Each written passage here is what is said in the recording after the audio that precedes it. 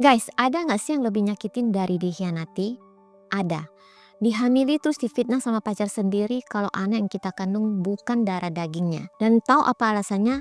Cuma biar dia nggak perlu keluar duit buat bayar mahar. Ini adalah kisah nyata Wu Xiuxiu, seorang wanita yang cintanya dibalas dengan tuduhan keji. Tapi tenang, dia nggak tinggal diam. Dan pembalasannya di akhir cerita ini benar-benar setimpal. Oke, kita kenalan dulu sama pemeran utama kita, Wu Xiuxiu, 25 tahun dan pacarnya Li Lei, 31 tahun. Mereka ini kenal dari mak comblang dan cuma dalam sebulan langsung tunangan. Keluarga pun udah sepakat, tanggal nikah ditentuin dan pihak cowok setuju ngasih mahar 80.000 yuan. Kelihatannya happily ever after kan? Salah besar. Gak lama kemudian Xiuxiu sadar dia hamil. Dia langsung ngasih kabar gembira ini ke pacarnya. Tapi reaksinya 180 derajat berbeda. Li Lei yang tadinya perhatian tiba-tiba jadi dingin. Telepon yang tadinya sehari bisa berkali-kali sekarang 3 hari sekalipun nggak ada.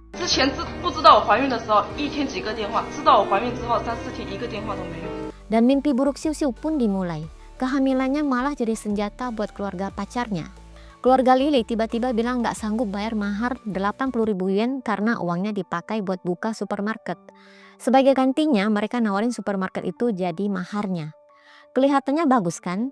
Eits, tunggu dulu. Xiuxiu sadar kalau supermarket itu surat-suratnya cuma atas nama Li Lei. Artinya secara hukum Xiuxiu nggak punya hak apa-apa. Ini jelas akal-akalan biar Xiuxiu nggak bisa nolak karena posisinya udah hamil. Karena Xiuxiu nggak terima dimainin, Li Lei ngeluarin jurus paling keji. Dia mulai nyebar fitnah kalau bayi di kandungan Xiuxiu itu bukan anaknya. Dia menuduh Xiuxiu selingkuh dan bilang tanggal kehamilannya nggak cocok sama waktu mereka bersama. Gara-gara fitnah ini, Xiuxiu yang lagi hamil malah jadi bahan gunjingan dan dihujat semua orang. Mereka menuduhnya serakah dan mau menipu keluarga Li Lei. Udah difitnah, disudutkan, dan sakit hati, Xiuxiu akhirnya meledak. Dia bilang, oke, kalau gitu aku gugurin aja anak ini. Li Lei bukannya panik malah makin menjadi-jadi. Dia bilang kalau Xiuxiu berani gugurin anak itu berarti dia emang bersalah dan harus balikin uang tunangan 30.000 yuan. Kalau enggak, dia bakal tuntut atas penipuan. Tapi Li Lei salah besar. Xiuxiu ngasih tantangan balik yang bikin dia terdiam. Oke, kita tes DNA. Kalau anak ini terbukti bukan anakmu, aku balikin maharnya 2 kali lipat. Tapi kalau ini anakmu, kamu harus bayar kompensasi 2 kali lipat dan bersihin nama baikku di depan semua orang. Li Lei dengan sombongnya setuju. Tapi apa yang terjadi di hari H tes DNA? Dia nggak muncul, di telepon nggak diangkat, dia kabur. Setelah kabur dari tes DNA, Li Lei ganti cerita lagi. Dia bilang nggak pernah meragukan anaknya. Tapi dia cuma kesal karena Xiuxiu mengancam pakai kehamilan buat minta mahar. Xiuxiu udah muak, dia putusin untuk batalin pernikahan.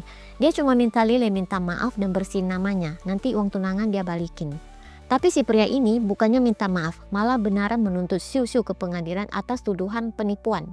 Dan disinilah keadilan ditegakkan. Hakim di pengadilan nggak bodoh. Setelah melihat semua bukti dan drama, hakim membuat keputusan yang nampol banget. Pengadilan memutuskan bahwa pihak yang sepenuhnya bersalah dalam kasus ini adalah keluarga Li Lei.